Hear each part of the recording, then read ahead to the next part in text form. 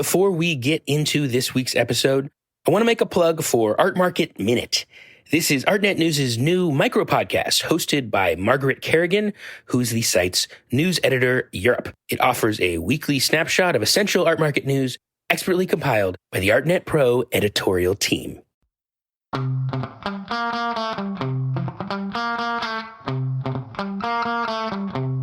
And you realize, just as much as you're being instrumentalized by the system, we're all kind of using each other in this three-way circus.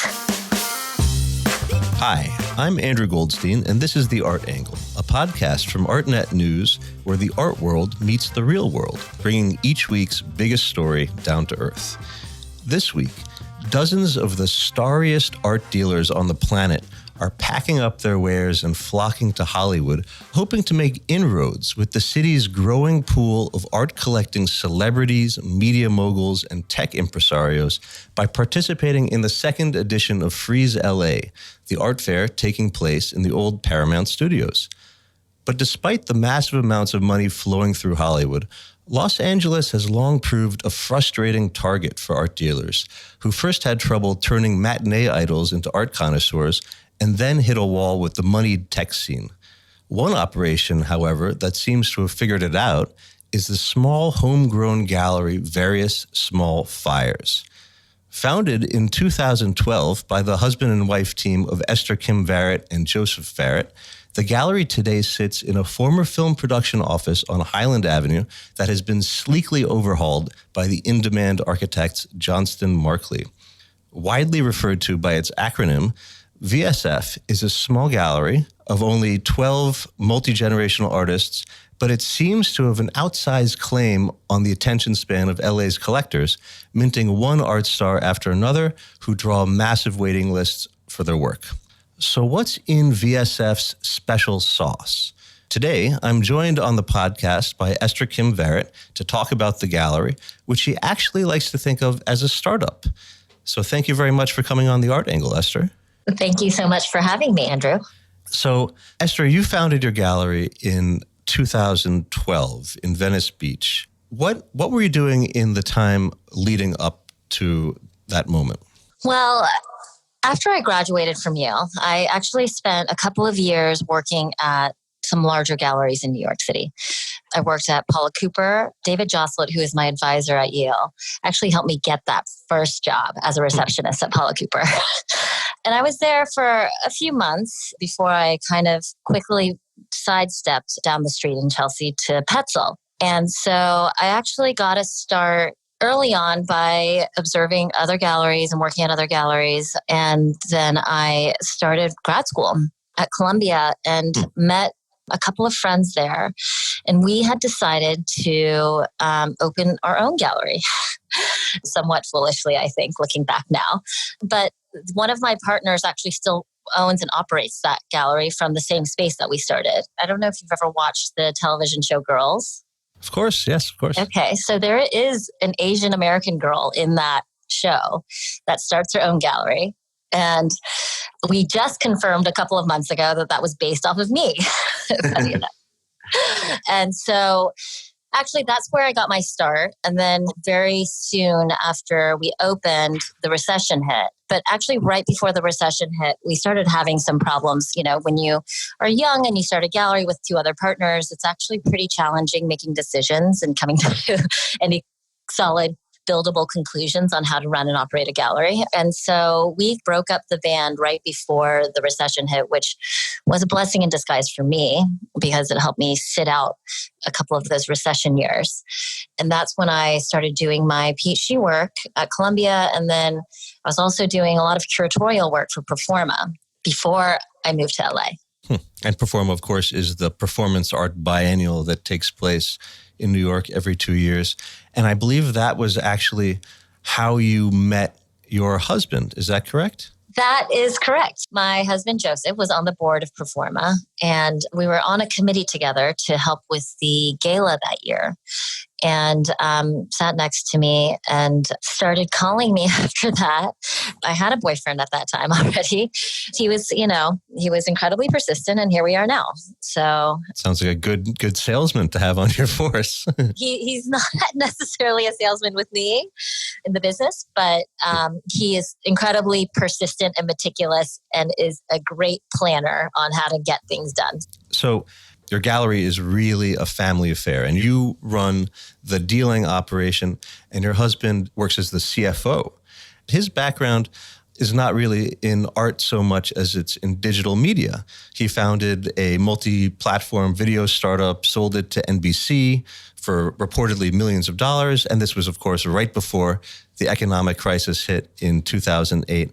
And since then has worked with the gallery and also as an angel investor for early stage ventures in the field. So what kind of skill sets does he bring to the gallery that your typical gallery might not avail itself of? So Joseph, in every sense of a startup, does act truly like a CFO, but also he acts kind of like the in-house lawyer. Doesn't have a legal background, but his entire family has legal backgrounds, and he very much is used to forming a lot of business transactions or partnerships and consignments. You should see the look on his face when I first started the gallery, and I was showing him some of the consignments that were going back and forth between us and other galleries.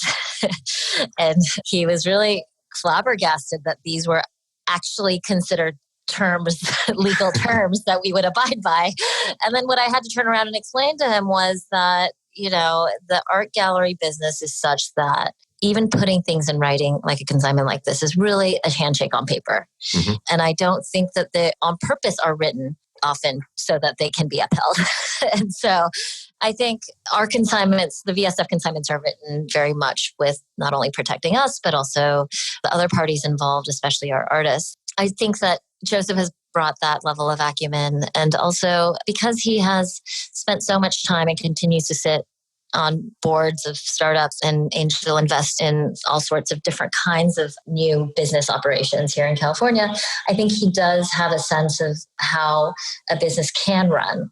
And a lot of what I have spent the past 4 or 5 years really is unlearning what I had learned in New York on how to run a gallery and adapting it in ways that felt much more appropriate for my generation and the generation right under me. We have players in the gallery that are a part of the team that feel just as important as I do or as Joseph is. I mean, my director here, Sarah Hantman, feels like she's a vital force and we treat her that way. And so does our exhibition coordinator, and so does our archivist, and so does our staff in Korea. So I think it has enabled us to really prepare ourselves for a new way of operating a gallery, which I think will contribute to the longevity of the operation that we've built. So within this new framework that you're bringing to the gallery operation, how is it that you see yourself as less of a traditional art gallerist than an entrepreneur in the year 2020? Well, I'll put it this way. I think for my generation, the role of a gallery is probably the most vital element to an artist's career. And when you realize the gravity of the fact that you are taking care of the livelihoods and the careers of a number of people, you want to do it right. And you want to do it in ways that will protect the artists that have trusted you to take on their work. And I think that you do have to treat it as a business because it is a business. Mm-hmm. If you want to stay open, then you have to run it by the numbers. You have to do an analysis. You have to do quarterly meetings, which we do at the gallery with all of our staff.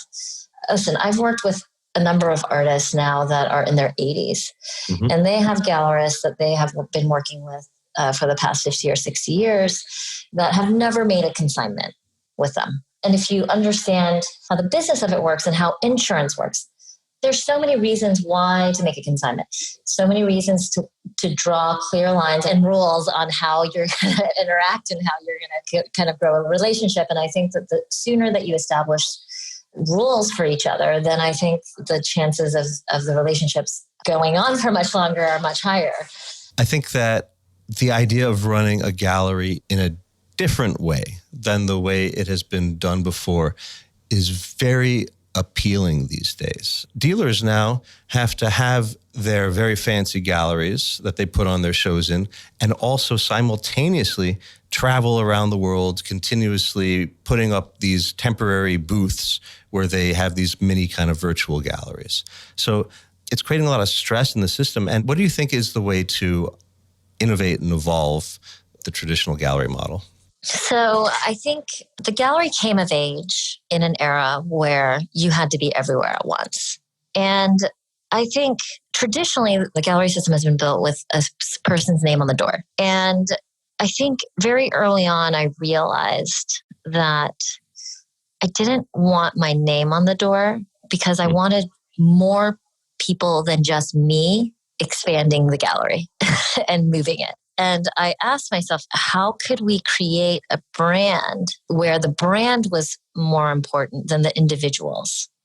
Even calling the gallery Various Small Fires really then enabled us to spread out, to also take on staff that we treat like partners, we profit share like partners across the board.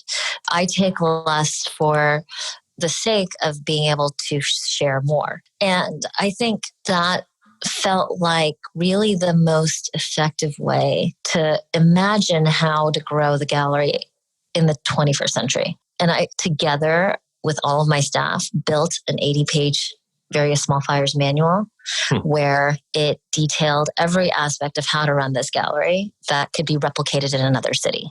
Now, it's interesting that you have a Various Small Fires manual because your gallery is called Various Small Fires after an artist book that the artist Ed Ruscha made in the 1960s called Various Small Fires and Milk. You have this very vibrant community of collectors that is supporting the gallery, coming to your events, purchasing your artworks, or at least trying to purchase your artworks.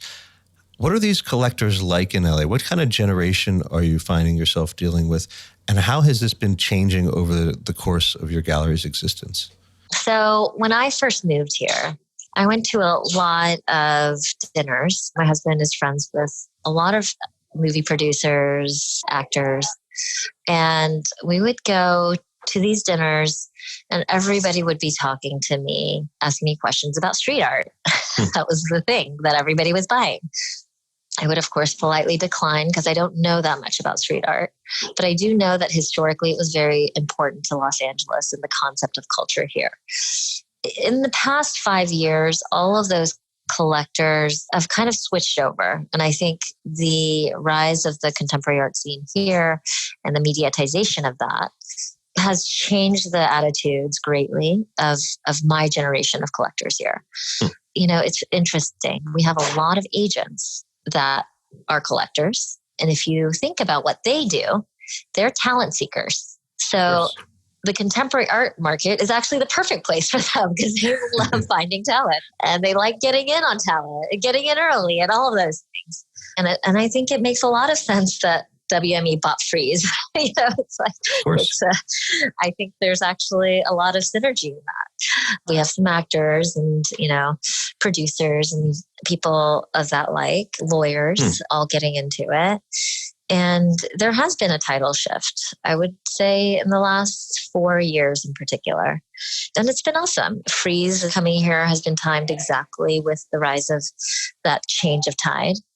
I mean, my one kind of hope is that this would then translate into more institutional support for the local institutions here. I don't know if most of the collectors here, especially the young collectors, are thinking about that. And so a huge part of what I feel like my role is when I work on institutional collections is to matchmake institutions with collectors, kind of brokering partnerships between collectors and institutions while stabilizing the markets of our artists by getting them into institutions and figuring out ways to make that happen financially. That is a mark of a mature collector. Somebody who is on museum boards, is patronizing museum causes because they know that if they're doing that, then dealers like you who are putting down a hard wall on people who are just trying to buy the hottest art, all of a sudden look at this collector in a different way. So if there's anything I can say to the listeners in the Hollywood industry out there who are hearing this podcast, get on museum boards because that is going to help in a big way. I mean, does that sound true to you, Esther? Well, you have to be skeptical of that too. There are a lot of people joining acquisition committees, boards, a lot of collectors so that they can get access. And often $15,000 to join the acquisition committee at LACMA is a very cheap buy-in for a credential for them to get access to work. Institutions know their collections are starting to become transformed by market interests, precisely because of these collectors that are also infiltrating themselves. I mean, it's a double-edged sword. You want them to support institutions because institutions need it. I think the takeaway is that when I talk to a young collector here in LA who comes in and says, hey, do you think this painting is a good bang for my buck? You have to say, listen, it's great that you're interested in buying something that you feel and you hope and wish will accrue in value. But you can also figure out ways to think holistically on how to help this artist on every level by giving institutionally and all those things. When these laws were written in the 60s, it was kind of the beginning of the formation of the modern museum. This is what I wrote my dissertation on, by the way. And so I spent a lot of time kind of thinking about what the modern museum in America is, what the different funding structures are, and what the long-term implications of that are. The system now has been built up to a place where the gallery component becomes kind of like the key go-between between the institutions and between the collectors. And again, I've collaborated with a lot of other galleries that are of a different generation than me and older. These kinds of new transactions like 2-for-1, where a collector buys 2, gives 1, all that stuff is still so new to them. This is what I was born into. This is what the gallery was born into. So this is very native to us, understanding how to build market stability around an artist by doing these kinds of transactions. And you realize, like, just as much as you're being instrumentalized by the system, we're all kind of using each other in this three-way circus. That's just the kind of outline of our era and how the art world exists now.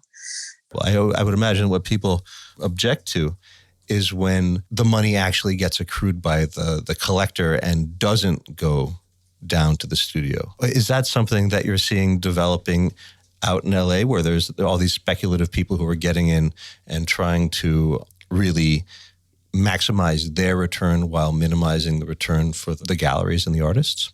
I don't think it's just collectors in LA. I think it's truly an international market that's acting that way. I feel like there is no evil in the art world anymore, because based on old rules, everything would be an evil, right? But we're not functioning under those old rules anymore. And I think that we should just count our blessings that the art market as we know it in the West continues to grow, and people continue outside of the West even, continues to invest in it and continues to help prop it up. You opened a gallery offshoot last year in Seoul, which is where I believe your family is from.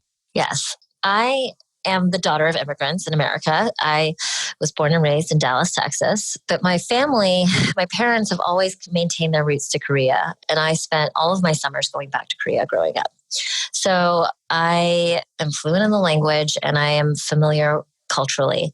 I think it was maybe 4 years ago, I really started thinking about what the next step would be for the gallery. And I thought a lot about where I had come from. So when I was growing up in Dallas, I didn't really understand where I fit in as far as being Asian American, because it felt very Eurocentric to me and very Amerocentric. And I am American, but it wasn't really actually until I moved to California where I started seeing generationally where we were going to go and how the Asia market was going to be so important to us in the next 20 years.